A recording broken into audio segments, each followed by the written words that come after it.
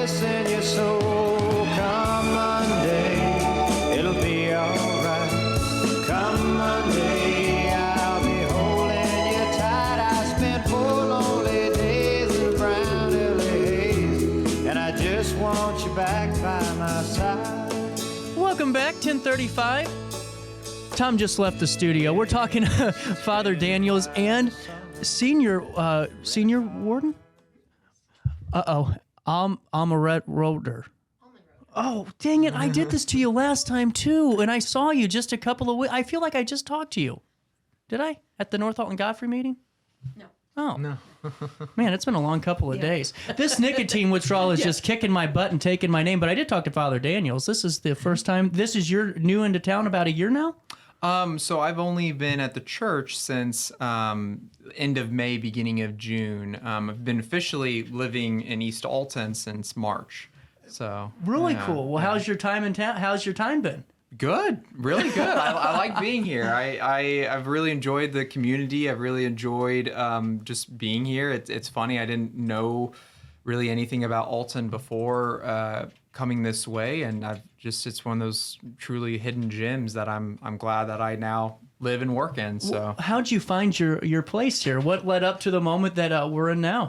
Yeah, so I was in St. Louis. I was in the Central West End, is where I was living, but I was serving at a church called St. Timothy's Episcopal Church in Creve Coeur. Had been serving there for not quite a year yet, knowing that my time there was only going to be a year. I was the curate, or what's basically, like you're the baby priest with not a lot of experience. I was fresh out of seminary. And so when I knew my year was going to be up, I had to start looking at, well, where am I going to go next, right? I couldn't stay where I was going to be, so what's the next step?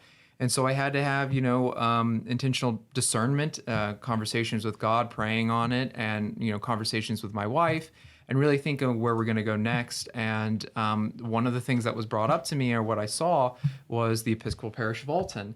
And I was like, well, Alton's not far away. That's kind of nice. I don't have to make a too drastic move. And so I applied and, went through the process of talking to the different committees at the church. And sure enough, they liked me enough to have me stick around for a while, and so here I am now. That's basically the quick summary of that. What a great summary. Yeah. Well, and what's it been like having Father Daniels here? We've had so much fun. It's been, I see an excitement and enthusiasm in the people that, we have a new priest, and he's got lots of good ideas, so we're trying a lot of different things with worship services and committees and such, and it's been a pleasure. That's all I can say. We're enjoying every bit of this. Well, and it's really a unique situation because St. Paul's, of course, has this history to it, and it's such a historic church. And then the atmosphere that in the gravity it brings to the RiverBend region, for you to kind of go right into this and really just fit hand in hand with the tried and true traditions of St. Paul's, that's a wonderful, wonderful opportunity in front of us. Yeah. What are your thoughts on that? Oh, it's both exciting and nerve-wracking at the same time.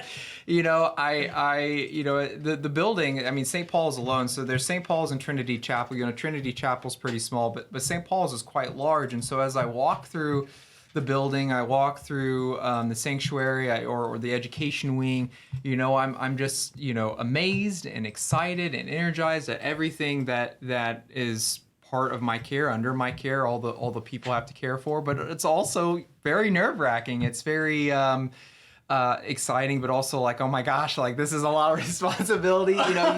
You see the wall of all the priests and rectors that have come before you, and it's like, now it's me.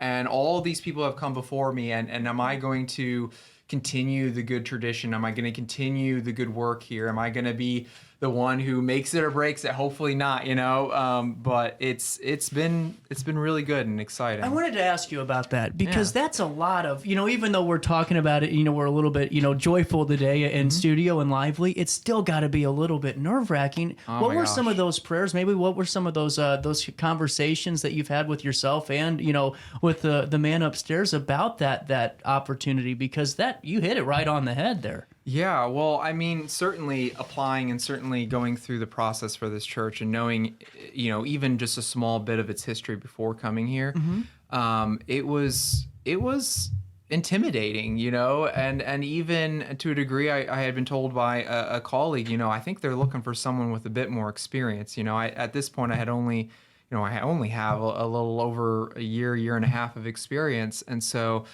And knowing some of their history of some of the priests that they've had before, 2 of their rectors have become bishops of the church.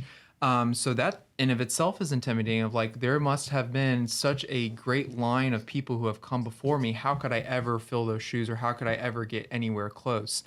And so there's a lot of course, self-doubt and uncertainty, but taking a moment back and saying, okay, not my will be done, but God's will, right? Of constantly reminding myself that it's not my will, it's God's will. If this is what God really wants, if this is what God wishes for the Episcopal Parish of Alton, for me, for my wife, if this is the next step, then let it be, right? I had been looking at other parishes too. I didn't want to put all my eggs in one basket. So I was looking at Jackson, Mississippi. I was looking up more north of Illinois. I mean, I was looking at different opportunities, but nothing, stuck out quite like Alton. And I kept feeling this push or pull towards Alton. And certainly, so during those prayers, I have to, again, remind myself, it's not about me. It's not about me. It's not about me. What does God want? What does God want to use me for? What is, it's what is going to help build the mission or the kingdom of God. And so reminding myself that in prayers that, it's not all on me, helped me feel more confident, or helped me feel more at ease in knowing, okay, maybe this is the place. Yeah. So really cool, man. I can see why he's been a great addition to the church, Miss Almonroeder. Definitely. And in your position, what's it like having somebody that's younger like Father Daniels, but also it's not just an experience that has the notion and has that component going. There's a lot of importance here at this church, and acknowledges that. That's got to be a really unique fit for you in the whole church, but also a very good one for someone to come in and understand the importance of it. But also to have that young, fresh blood that is ready to really drive home that message. We needed young, fresh blood, like you say, just to, we all are wanting to move and grow, and this is the way. I mean, we saw him and knew that he had what it takes to help us stay an important part of the Alton community and an Episcopal church, and just to keep our family together. It's been, it's been good to have somebody that's younger and vital and keep us moving that way too. Did you know right away that he was going to be here for a little bit? Well, I hoped he would. Good answer. I was not on the search committee, but once we were presented with his biography and heard the accolades that the committee was giving him, it was like, this guy sounds amazing. He's just what we need. You guys have a moment to stick around? I got to pay a bill here real quick. Yeah, Okay? absolutely. Yeah, go for it. 10:43. Now that we got everything ready to go here, and I'm telling you what, this whole fog I'm in is starting to go away here more and more. But we're talking to Father Daniels, and we're talking to Mimi Almonroeder, and we're going to learn more about St. Paul's Episcopal and why it could be the right landing spot for you and your family too. So why don't you take a break, get some coffee? We'll stay here. You stay there after a quick commercial break on RiverBender and on Roku TV.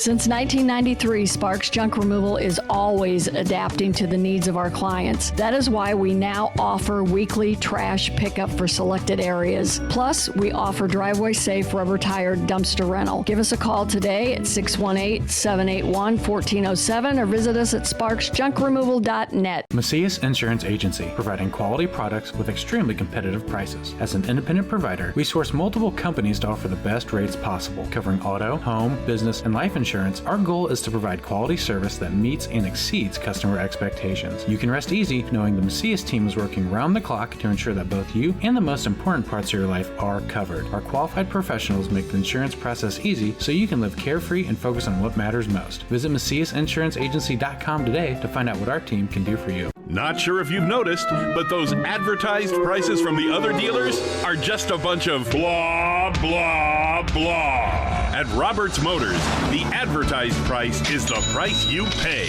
And that, my friend, is great news for you. Don't fall for their so-called incentives that will leave you banging your head against the wall. Go with Roberts Motors. Prices you can trust and people you will like. That's the Roberts Motors way. And trust me, it's the way to go. Has free checking become a thing of the past? Not if Liberty has anything to say about it. With 3 free personal checking options and even a free business checking account, Free is alive and well at Liberty Bank, the local bank that gives you free checking choices and more cashing in your pocket. Bank locally, bank Liberty. For more information, visit www.bankliberty.com.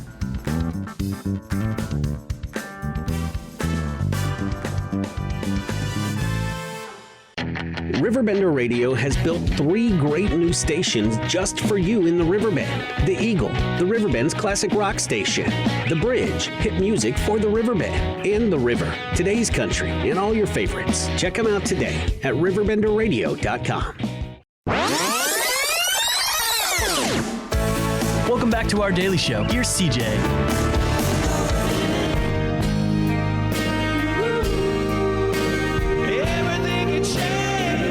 My confusion has gone away at 10:40.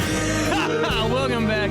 Daily Show hitting you on a Wednesday as we continue our conversation with St. Paul's Episcopal Parish of Alton and just learning more about some of the services and ways that we can expand, maybe finding our next home. Mm-hmm. And Father Daniels, when are your services at St. Paul's? Yeah, so the primary services that we have are, of course, on Sundays. The earliest one being at 8:15 a.m. That's at Trinity Chapel, which is the best way to describe Trinity Chapel is like a little wedding chapel. It's on 1901 State Street. But we have an 8:15 service there. There's music, full liturgy, the same with a coffee hour afterwards where we get to hang out, have a little fellowship. And then the main service at St. Paul's is at 10:30. And that's, of course, on 10 East 3rd Street. And so kind of similar setup, same thing, where we have our service, music, everything, and then a coffee hour fellowship opportunity. But besides those 2 services, we really want to push and focus and say, that there should be multiple opportunities of worship, multiple opportunities to give God praise or to have that moment or time with God. So Monday through Thursday at St. Paul's at 9 a.m. we have morning prayer, which is a very simple little service, takes not even 30 minutes of reading scriptures and psalms and stuff like that, and just sitting with God in prayer at 9 o'clock Monday through Thursday. And then we also have in the Episcopal Church certain feast days, so major saints of the church, so Saint Matthew or Saint certain events of the church. Like next Tuesday we're celebrating the Transfiguration of Jesus Christ, and so we'll do a special service then. And for those services, either, unless you follow the church calendar, which I'm guessing not many people do, you can find that information usually on our website or specifically on our Facebook page as well. Well, and I also wanted to go back and touch real quick, if we could, about the fire that occurred in June 2020.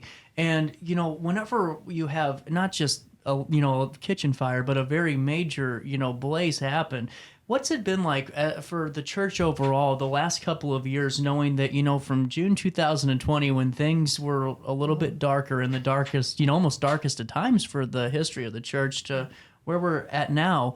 Ms. Almonroeder, what is it like for you to know, hey, where we are 4 years ago, we're in a completely different landscape now. Am I onto something here? Yes, we are so fortunate to have the building back in shape. It was very hard during that time because we were worshiping out in the garden. That was our only spot, or we did use Trinity Chapel as well. But people had already slipped away because of COVID. And as you said, dark times. So that was just almost the nail in the coffin right there. It was hard. Yeah. So right now the church is in good shape, and people are happy about that. And What do you credit that to? perseverance. We had a good group of people that worked to make sure that everything was put back together. A good restoration committee that got us back in the church. Well, and honestly, I think that's just such a great testimonial because, whenever, things are always, we always get pushed down to the ground and the back's up against the wall, and it always feels like, man, where else do we go from, with this afterwards? To know not even 4 years later, everything's getting back to normal. Plus, we got Father Daniels here, who is young and hungry, and he is ready to keep the church going. And I got to ask you, is there an opportunity for younger people, if they wanted to be a part of St. Paul's, to really be involved in it? We're working on that. Yeah. Right now, that we have some youth, and they are involved, serving on the altar. One of the gals does there, and so we're looking to expand and have more younger people attending services. Yeah. So we have families that have younger children, and they're starting to show up and come back. Well, and let me follow up with that and ask you this: what's your favorite part about being a part of the St. Paul's Episcopal here in Alton? And is it the services? Is it the atmosphere? Is it the people? For you, what's the reason that you're willing and ready anytime the phone rings? I'm what they call a cradle Episcopalian, so I'm a lifetime member, and there are a few of us in the parish, and so I'm dedicated to staying and doing what I can to keep the church alive, and hopefully showing other people what it's like. I love that Episcopal Church is one that I can go anywhere, and if I step into an Episcopal church, I know the service, I know the music. There's that tradition, the rituals, everything. It makes me feel at home, and I don't feel like I'm a stranger in any Episcopal church, but especially ours, because there's so many of us that have grown very close, and we almost lost. And so we are even more committed to staying in the building and keeping together as a church family. Really cool. And then, Father Daniels, as we get back to our part of the conversation, what was your takeaway the first service that you were able to be a part of the church? And is that message still ringing true today from your first takeaway to the takeaway you have maybe 100 services from then? Yeah. Well, for my first service, I remember being, in front of a bunch of people you don't know, especially. Some of them I had gotten to know through the committees that I met with and interviewing, but mostly people you don't know. There's a sense of being nervous, and again knowing and looking at the wall, because right before you walk into the main part of the church, there's the narthex, right where the front doors are, and there's a huge frame of all the priests that have served, all their photos. And I remember looking at that wall right before going in and being like, oh my gosh, like this is a little, again, a little scary. Yeah. But I also remember just being utterly amazed and thankful and blessed that this is the congregation that I get to serve along with. This is the congregation that I get to build the kingdom of God with. This is the congregation that I get to, have those moments of joy, those moments of sorrow, the everything in between. And so I just remember being up at the altar and just feeling completely and utterly thankful and blessed that this is where I'm at. And every day, every Sunday, every time I walk into St. Paul's or Trinity, that same thought comes up to my mind of how thankful and blessed I am to be where I'm at, because I never would have thought in a million years, one, that I would ever be a priest, let alone be here in Alton and be at St. Paul's. So I feel very, very thankful. I can see why you guys like him. What an answer! That was a great answer. Well, and you know, I want to make sure people do know about this. If you guys go, and let me take you there now. I love doing this on this show here. On the scene, we're going to go to the website. Oh, boy. This is Episcopal-Fr, and then I wanted to take you to the community calendar that they have. This is an ICS, so you can actually utilize this and add it to your own Google Calendar. You could also print it, and it gives you just a couple of opportunities to maybe stop by, be a part of some of the studies, and you name it. But I also wanted to throw this out here because we always like to talk about ways that we can support the church and support the history that St. Paul's has here in the community with that donate option. And just wanted to make sure that we threw that out there too for our audience today and just said, hey, if you had the time or maybe the opportunity, it's there for you at Episcopal-Alton.org. And as we're just kind of wrapping this conversation up, I really hope that more and more young people start getting back into the churches. And you know what? I don't care what church it is. Just get back to a church and really have that foundation. And Father Daniels, as a younger guy, I got to ask you, what foundation did being a part of the church really lay for you? That's a really great question. Well, so I'll say, there's a lot of assumptions when you're a priest and when you're wearing the collar that you must have the perfect life. Everything must have been perfectly fine growing up. You always were part of the church and you never saw anything bad about the world.